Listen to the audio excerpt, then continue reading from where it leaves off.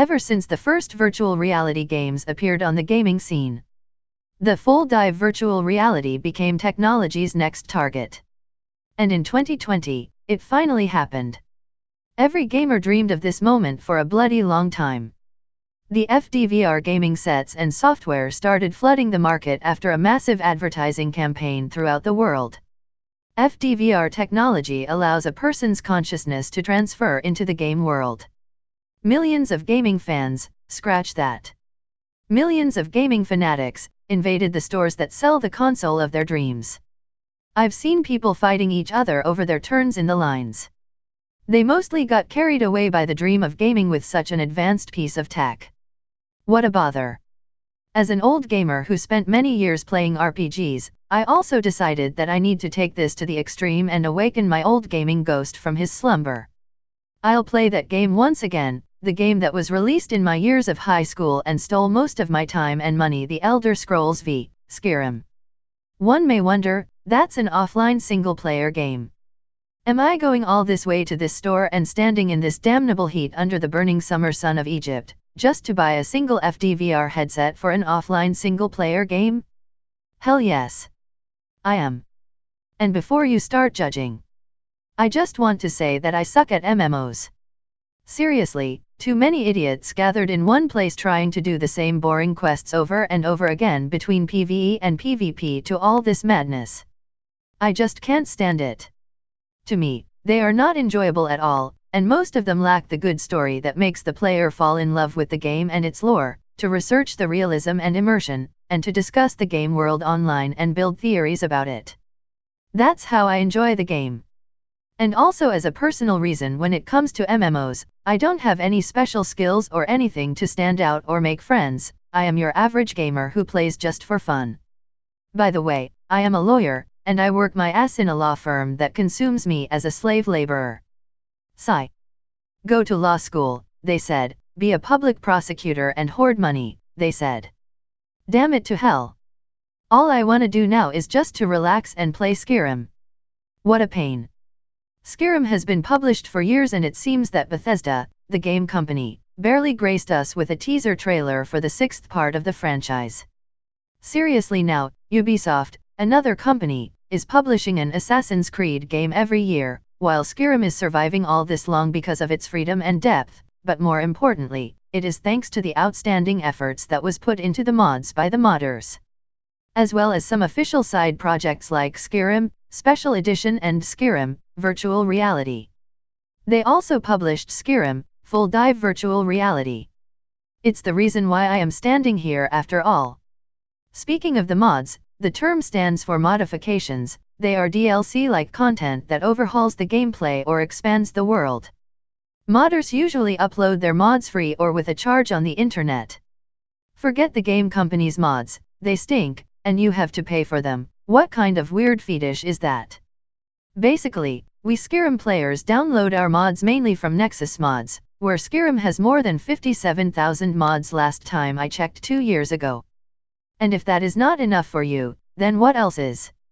The mods are the pride and joy of us Skyrim players. They are basically about anything and everything, from weapons and magic mods to remodeling game mechanics mods, to graphics replacing mods. There are even adult content mods. Anyway, everyone and their mothers can find whatever mods they fancy. I am a graphics fanatic, so I go mostly with 200 plus mods in a gameplay that are mostly all about changing how the Skyrim world looks like. What a time to be alive. I can make good old Skyrim into some Korean MMO if I wanted to. But there is an unwritten rule when it comes to modding Skyrim, it is before looks, comes immersion. Enough about me remembering all that basic knowledge now. This damn line of people is barely advancing and my turn is coming nearer and nearer. Let's just stop raising flags for now. Also, when one should spray in this goddamn heat, it's suffocating. After a long struggle, and thank God that the shop has an air conditioner, I bought the gaming set of my dreams. I almost fainted from happiness, but my financial status can't allow me to ruin this suit now. I know should have gone home and changed before I come here, but the line was not that crowded yet, so I took the chance. Now, I am ready to hit the road home. I also should stop thinking about playing so much. That can be considered raising a flag too. While thinking about it, I was walking and about to cross the narrow street. That's when I heard a very unpleasant and uncalled for the sound of tires screeching against the road. My mind worked rapidly as I knew what is about to happen. The legendary truckcon is trying to reap my soul. The sound of tires screeching drew nearer and nearer in a split of a second, and I was about to get pulverized when it reaches me.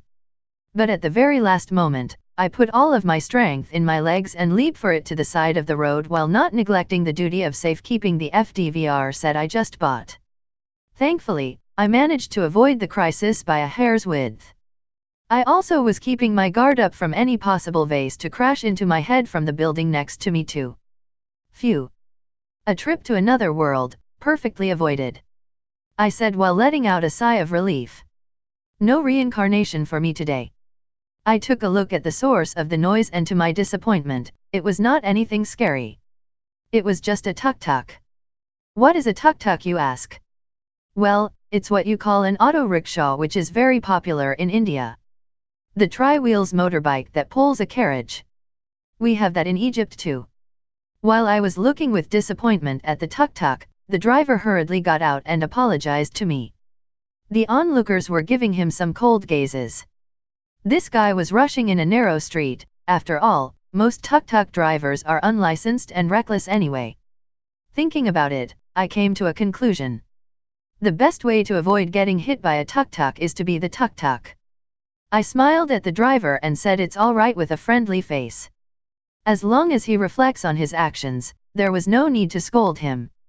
Or maybe because I was in a hurry to play the game and didn't have time to argue about it. I asked him for a ride home just to get this problem over. Everything went smoothly after that as the tuk-tuk stopped under my apartment.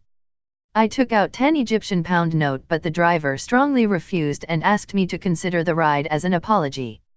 Wow. What a nice guy. Seriously, you might not know this, but tuk-tuk drivers are mostly thugs around these parts. When the guy noticed my amazement, he puts on a smile and mentioned that he is a science school graduate, but just like most of his kind in this sorry excuse of a system, he couldn't find a job that suits his diploma, and due to his need of money he does some small jobs here and there. This is not something strange and I can relate to him. I am a law school graduate and not too much better than him. Lawyers' careers here have more downs than ups. Also, we are not sexually attractive, so we don't live long anyway. The tuk-tuk driver and I got into a who is more unlucky competition and started to lament on the past. As people who shared some tragedies, we found each other's best friends before we even know it. After the short conversation, we exchanged phone numbers and said our farewells. Each on his way. I head to the pavement while saying salam, hey, to the butcher's son in their shop next to the building entrance. Proceeding through the entrance, I smelled the stink of a cat. It is probably the cat that always sneaks into the entrance and made it its lair. Well, whatever Her Highness wants. I am a cat person myself and it's not like the stink will kill me or anything. I mean, we have a butcher next door, so the smell is already ruined. I tried to interact with the cat but I got splendidly ignored. The cat scratched her neck by her rear leg with flexibility and walked away. I normally get ignored if I don't give her something to eat. Sigh. This cat. What an adorable creature. Forget that now. To the elevator, or what I call the hell lift, as it resembles a narrow coffin with the length of a meter and the width of a half. I pressed the most unlucky number in the world, 13.